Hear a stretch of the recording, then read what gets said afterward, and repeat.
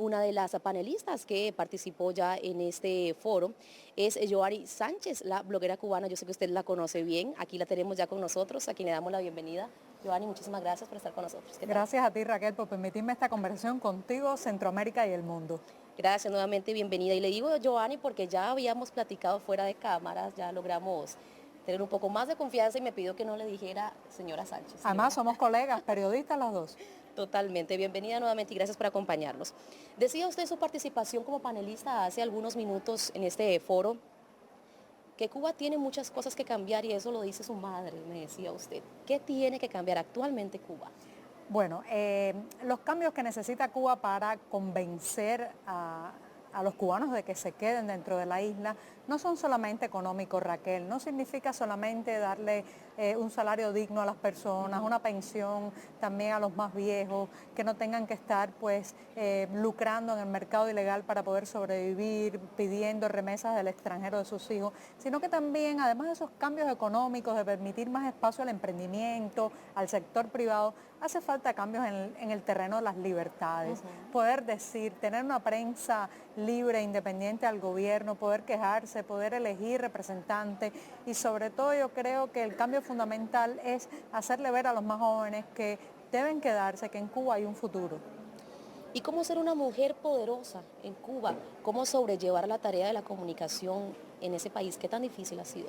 Bueno, lo de poderosa yo quiero decir que más allá de una cuestión de dictar órdenes o decir desde arriba lo que hay que hacer, que es a veces lo que se entiende como poder, sí. En el caso de Cuba siempre ha sido así, el poder como algo distante, autoritario. El poder que he logrado tener en los últimos años ha sido desde la información, desde la noticia y sobre todo gracias a la tecnología. Ese poder que da el transmitir una noticia que la gente desconoce, decirle a alguien lo que está pasando en la esquina de su casa que quizás los medios oficiales no cuentan. En eso se basa mi poder. Exacto, y por eso está acá, destacado como una mujer con liderazgo 3.0, según lo que dice pues, parte del eslogan de este foro de Foros Mujeres Poderosas. Háblenos un poco sobre el diario que usted tiene actualmente, en qué etapa está, cuál es el objetivo primordial de este medio de comunicación que ha sido como su bebé allá en Cuba. Pues sí, desde el año 2014, Raquel, inauguramos junto a un grupo de colegas un diario, se llama 14 y medio, pueden visitarlo en el sitio web 14ymedio.com.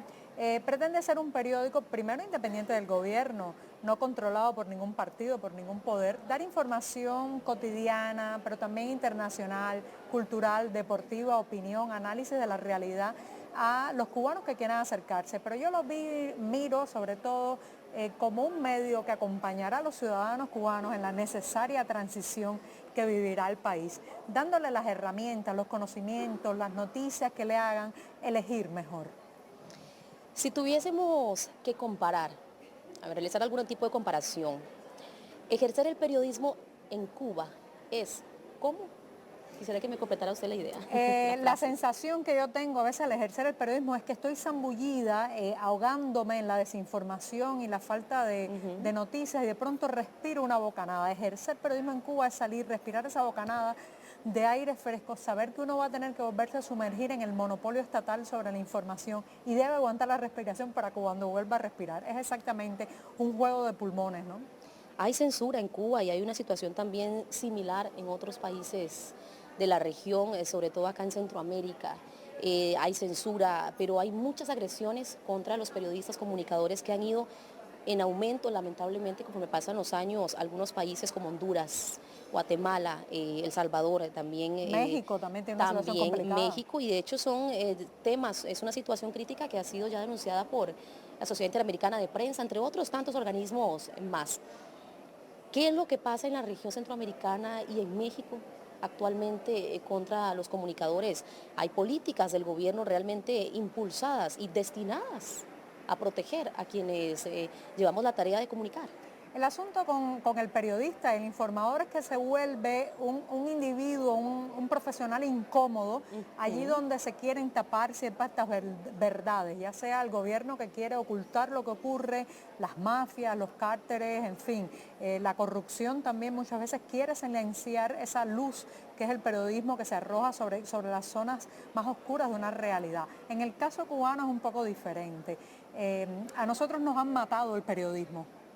O sea, al periodismo cubano lo mataron en el momento en que hubo un monopolio sobre la prensa de parte del Partido Comunista, que no se dejó permitir la existencia de medios independientes, que se empujó fuera de las fronteras nacionales al exilio a muchos periodistas valiosos, claro, y que se tomó la facultad de formar periodistas en la universidad y se le convirtió en un cuartel de formar soldados.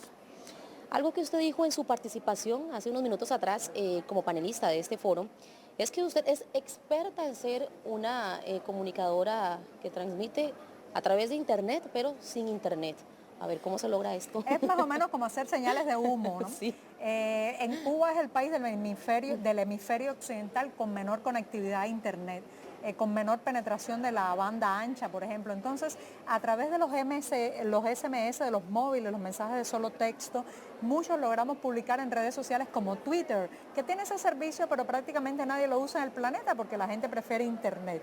Esos son los pequeños trucos, pero sobre todo tenemos que aplicar mucho ingenio, mucha creatividad y el doble de esfuerzo para lograr sacar un mensaje.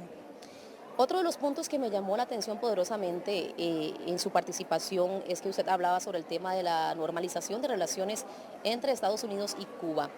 Hay muchos titulares, hay muchas informaciones fuera de la isla que trascienden, pero allá en Cuba, en La Habana, puntualmente, ¿qué es lo que está pasando? ¿Cuál es la realidad con respecto a la normalización de relaciones? ¿Camina esto a paso lento? A mí me gustaría decirte que sí, que las cosas han cambiado y que el cubano vive mejor, me encantaría, pero no es verdad.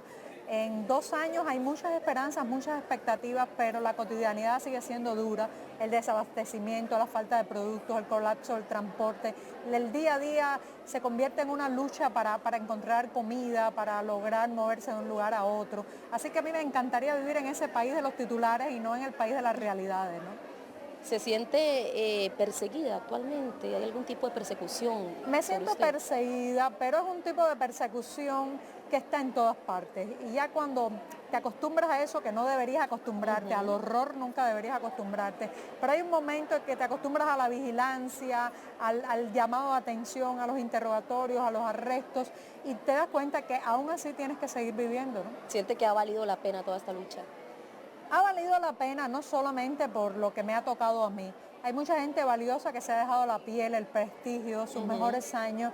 Y pienso que si mi hijo, Teo, que tiene ahora 21 años, vivirá una Cuba mejor. Bueno, esperemos que así sea. Crucemos los dedos. Muchísimas gracias, así será. Muchísimas gracias, Joanny, por acompañarnos. Fue un gusto tenerla por acá y escuchar parte de todas esas palabras con tanta sabiduría y que tiene usted para contarnos todas esas historias. Gracias, que esté muy bien. Gracias a ti, Raquel, y la próxima vez en La Habana. Esperamos estar por ahí. Así será.